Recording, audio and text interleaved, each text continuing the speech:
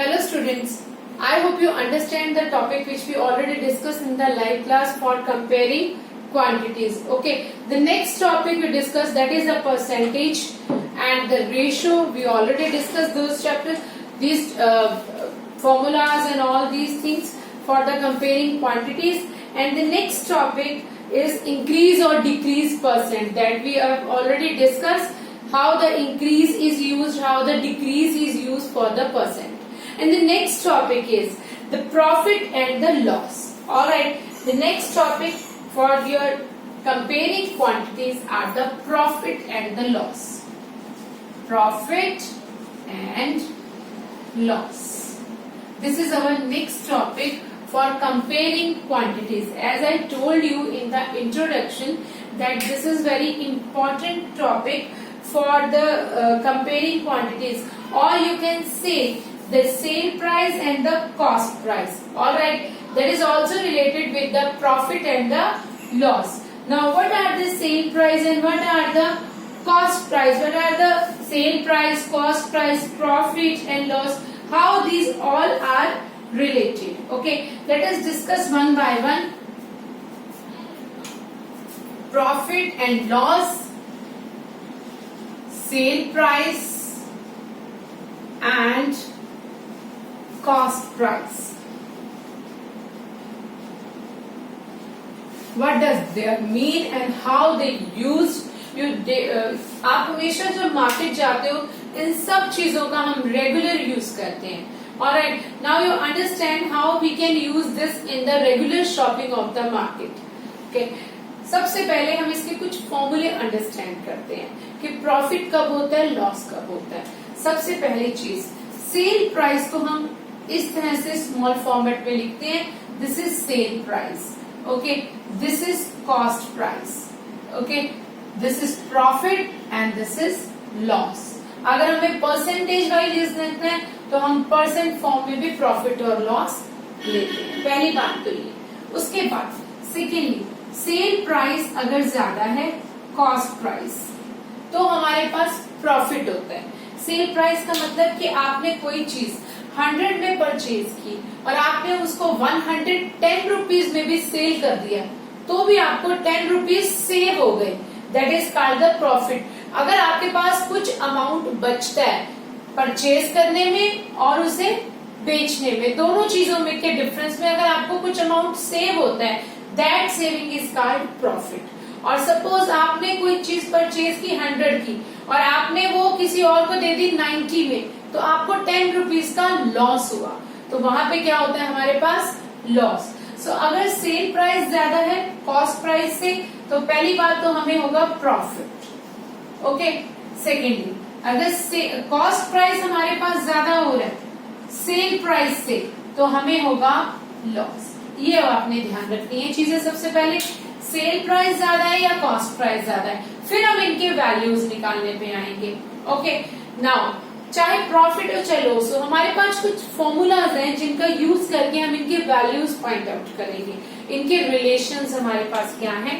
पहला है cell price minus cost price is equal to profit. Okay, sale price अगर ज्यादा है तो सेल में से कॉस्ट माइनस होगी और हमें क्या होगा, फिर प्रॉफिट होगा. कितना होगा हमें प्रॉफिट, ये हमें मिलेगा सेल में से कॉस्ट को सब्ट्रैक्ट करके. नेक्स्ट, अगर हमारे पास लॉस हो रहा है, इसका मतलब कॉस्ट प्राइस ज्यादा है, तो कॉस्ट प्राइस में से अगर सेल प्राइस माइनस होता है तो हमें क्या मिलता है, लॉस. कितना अमाउंट है वो हमें लॉस मिलता है, क्योंकि अगर कॉस्ट प्राइस ज्यादा है सेल प्राइस कम है तभी हम उसमें से सब्ट्रैक्ट करेंगे तो हमें क्या मिल जाएगा, इसका लॉस मिल जाएगा. दो फॉर्मूलाज तो आपने प्रॉफिट और लॉस के ये वाली यूज कर लिए. आफ्टर दैट समटाइम क्या होता है, प्रॉफिट या लॉस हमें परसेंट में दिया होता है या हमें परसेंट में फाइंड आउट करना होता है. आपको अगर प्रॉफिट परसेंट में निकालना है या दिया हुआ है, फॉर्मूला क्या रहता है, profit upon cost price multiply 100. ये फॉर्मूला यूज होता है हमारे पास. किस काम के लिए यूज होता है ये फॉर्मूला, बेसिकली आपके पास सपोज प्रॉफिट तो आ गया, आपने उसकी परसेंटेज वाइज वैल्यू निकाल ली. ऑलराइट, आपके पास प्रॉफिट आ गया 10 रुपीज, 100 रुपीज उसकी कॉस्ट थी, आपने उसका परसेंट निकालना है तो हम इस फॉर्मूले का यूज करके प्रॉफिट परसेंट निकाल सकते हैं। ऐसे ही हम निकालते हैं loss percent. Loss percent is equal to loss upon cost price multiply 100। ये फॉर्मूला भी हमारे पास यूज हो सकता है अगर हमें लॉस की परसेंट निकालनी है। अब एक चीज यहाँ पे याद रखनी है आपने कि हमेशा प्रॉफिट और लॉस दोनों ही कॉस्ट प्राइस पे निकालनी है, सेल प्राइस पे नहीं, क्योंकि जब तक हमें कॉस्ट प्राइस नहीं पता हम प्रॉफिट और लॉस का काउंट नहीं कर सकते।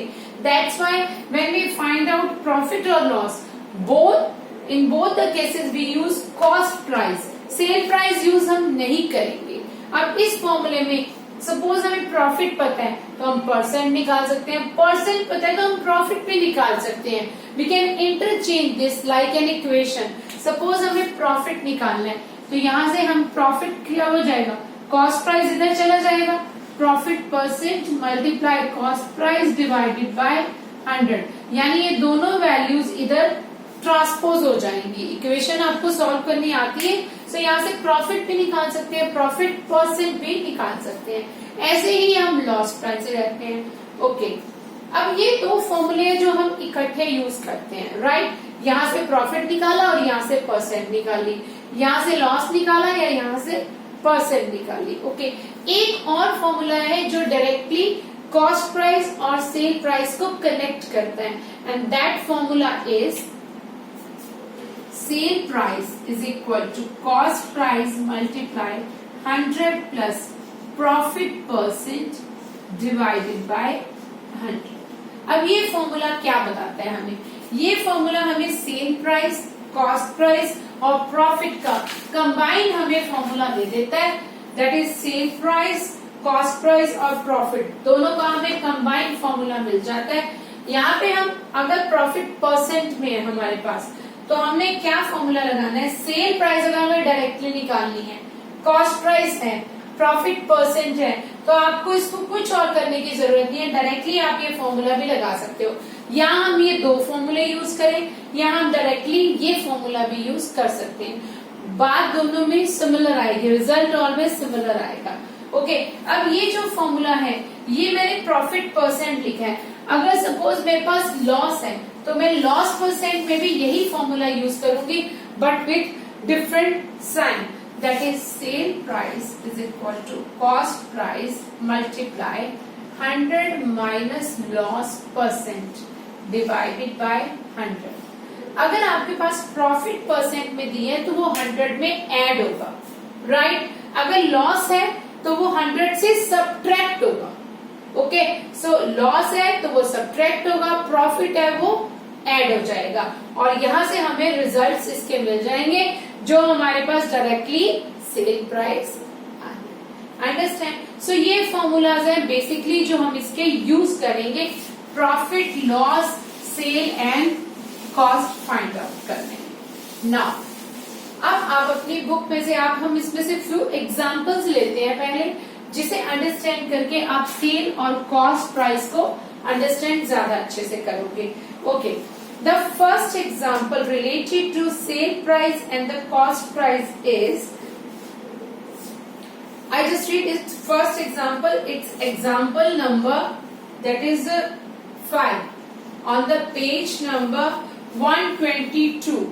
Okay, Sohail brought a second-hand refrigerator.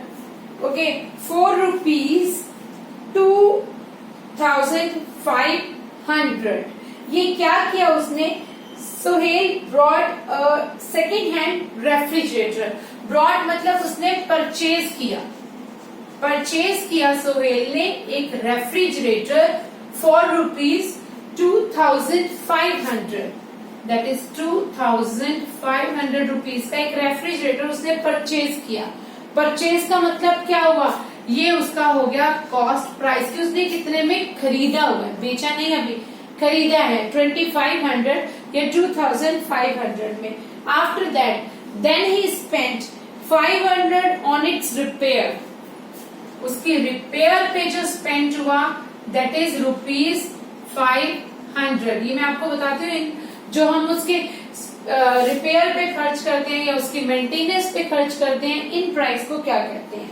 After that repair होने के बाद sold it for rupees, and then after sold for rupees 3300, for rupees 3300 or 3300 rupees. Find its loss or gain, percent निकालनी है आपको, लॉस या गेन परसेंट, ठीक है। अब यहाँ पे इसका क्या होता है, जो ये रिपेयर हुआ, सपोज हमने एक कोई, अब जैसे इसने रेफ्रिजरेटर परचेज किया, 2500 का रेफ्रिजरेटर परचेज किया, ये तो हो गई इसकी कॉस्ट प्राइस। आफ्टर दैट उसने उसकी रिपेयरिंग करवाई या पॉलिशिंग करवाई या जो भी उसमें मेंटेनेंस की जरूरत थी वो कराया, उस पे उसने 500 और खर्च कर दिए। इसका मतलब क्या हुआ, जो ये एक्स्ट्रा खर्च उसने किया उसको मेंटेन करने में, इसको कहते हैं overhead charges, overhead charges. Overhead charges क्या होते हैं? ओवरहेड चार्जेस वो चार्जेस है जो हम किसी चीज को मेंटेन करने के लिए यूज करते हैं। हमने कोई चीज परचेज की, उसकी रिपेयरिंग कुछ चाहिए, उसकी पॉलिशिंग चाहिए या वट एवर रिपेयर में चाहिए, उसको कहते हैं overhead charges. Total cost price उस चीज का बनता है इन दोनों का addition, that is cost price plus overhead charges.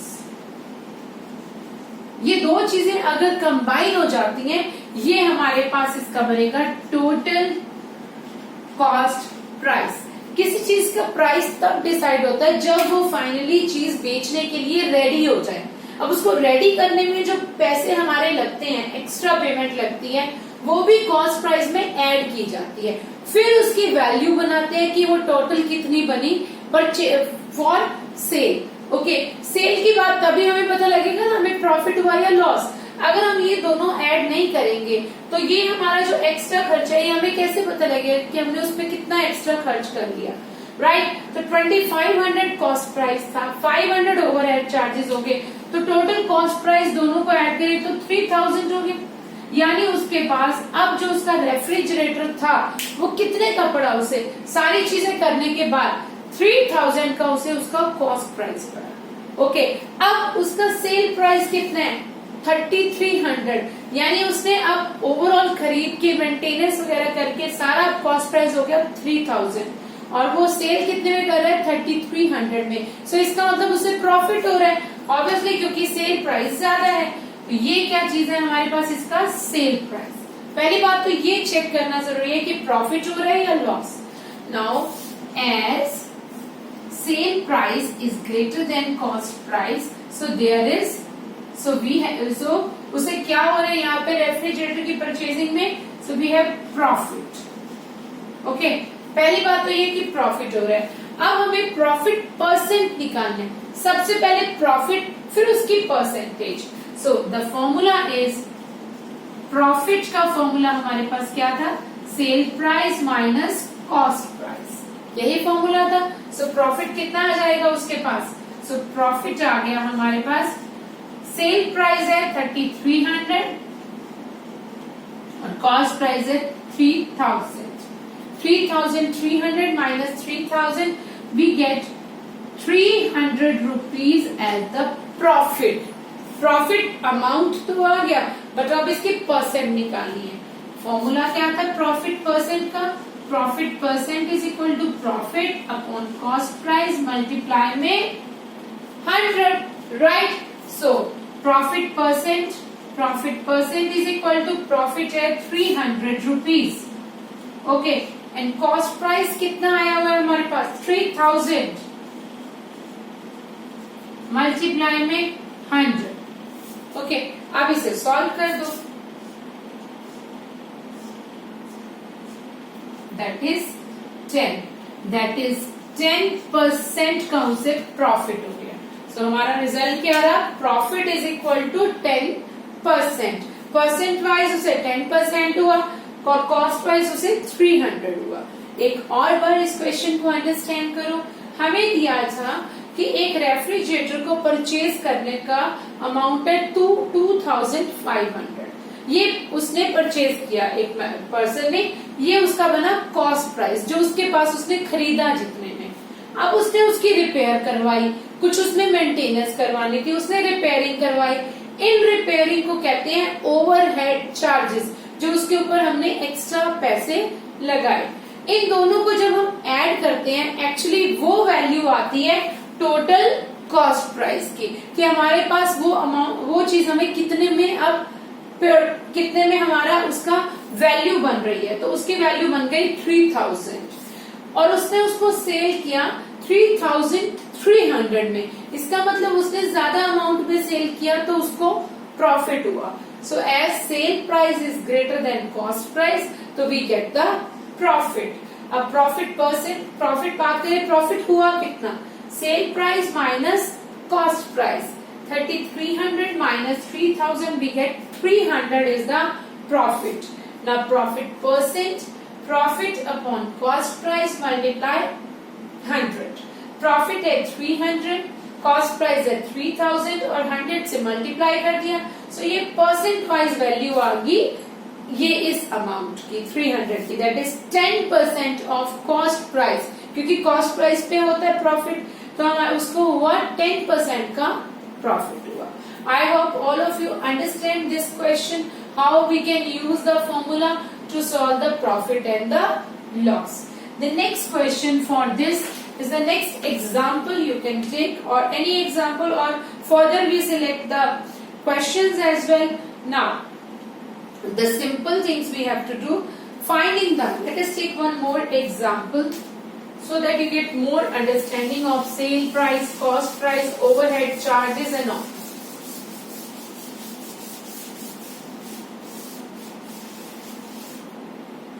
Okay. Next is the find sale price if the profit of 5% is made. अब क्वेश्चन क्या दिया हुआ है आपके पास, ये क्वेश्चन है, इसके ट्राई दीज में। The question is find the sale price, find the sale price, that is sale price of, if the profit of 5%, if a profit of 5% is made on a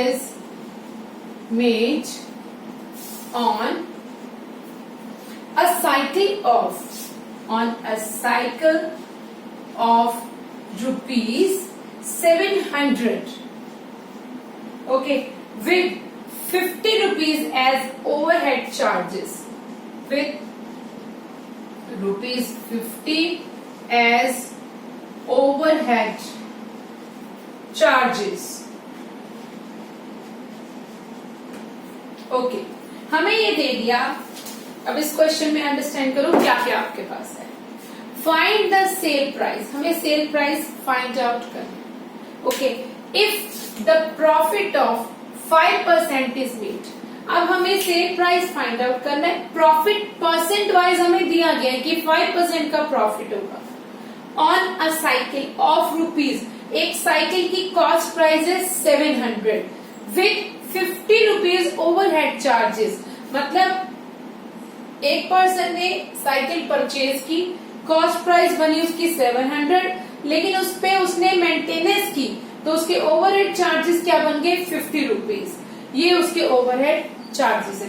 late us try to solve it with the help of the given formulas which we understand. Okay, एक solution पहले जो दिया हुआ है वो find out, देखते हैं क्या क्या दिया है हमें सेल प्राइस फाइंड आउट करना है। ओके, हमें प्रॉफिट परसेंट फॉर्म में दिया है 5%, alright. This second, next is cost price हमें दिया है 700 रुपीज, ऑलराइट। उसके बाद हमें ओवरहेड चार्जेस दिए हैं, overhead charges are rupees 50। Okay, so सबसे पहले तो टोटल कॉस्ट प्राइस देखो कितना है। Now the total cost price is equal to 700 plus 50, we get 750 rupees। ये बना उसका कॉस्ट प्राइस, ऑलराइट। एक साइकिल 700 की परचेज की, 50 रुपीज ओवरहेड चार्जेस, मतलब उसकी मेंटेनेंस पे यूज हुआ, तो टोटल कॉस्ट प्राइस हो गया 750। कॉस्ट प्राइस आ गया, सेल प्राइस निकालना है, प्रॉफिट परसेंट में भी हमें मालूम है। तो अब हम क्या करेंगे, यहाँ पे सेल प्राइस निकालने के लिए फॉर्मूला हम यूज करेंगे, sell price minus cost price is equal to profit होता है, यही फॉर्मूला। अगर हमें यहाँ पे सेल प्राइस निकालना है तो कॉस्ट प्राइस को इधर ऐड कर देते हैं। सो सेल प्राइस अगर फाइंड आउट करना है प्रॉफिट प्लस कॉस्ट प्राइस, हम ये भी कर सकते हैं, राइट। ये हमें फाइंड आउट करना है, लेकिन इसके लिए कॉस्ट प्राइस तो है टोटल 750, लेकिन प्रॉफिट नहीं है हमारे पास इन अमाउंट। प्रॉफिट परसेंट की फॉर्म में दिया है, तो पहले परसेंटेज वैल्यू को अमाउंट में कन्वर्ट करते हैं। कैसे कन्वर्ट होता है अमाउंट में? प्रॉफिट परसेंट का फॉर्मूला है profit upon cost price multiply 100। यहां से हमें प्रॉफिट निकालना है, तो प्रॉफिट किसके बराबर हो गया, ये शिफ्ट कर दो इधर, profit percent into cost price divided by 100, that is profit is equal to 5 multiply 750 divided by 100। यहां से हमारे पास इसके वैल्यू कितनी आ रही है, पॉइंट्स में आएगी। ऑलराइट, इट्स ओके, जो भी पॉइंट्स में आएगी हमें उसकी वैल्यू फाइंड आउट करनी है। प्रॉफिट परसेंट हमें दी है 5%, 5% मल्टीप्लाई में कॉस्ट प्राइस और डिवाइडेड बाय 100। ऑलराइट, सो हमारे पास यहाँ पे वैल्यू कितनी आ जाएगी,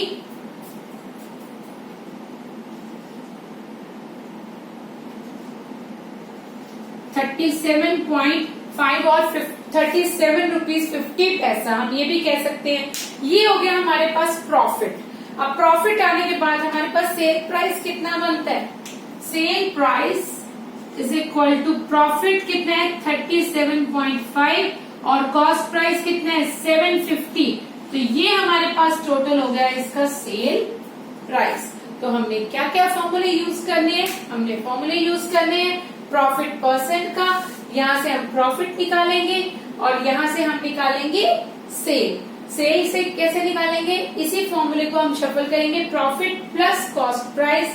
हमारे पास ये आ गया, प्रॉफिट परसेंट निकालने से हमने प्रॉफिट निकालना है, प्रॉफिट हमारे पास है 5%, तो 5% मल्टीप्लाई में cost price divided by 100। So this is the method to find out the sale, the cost and the profit. Okay.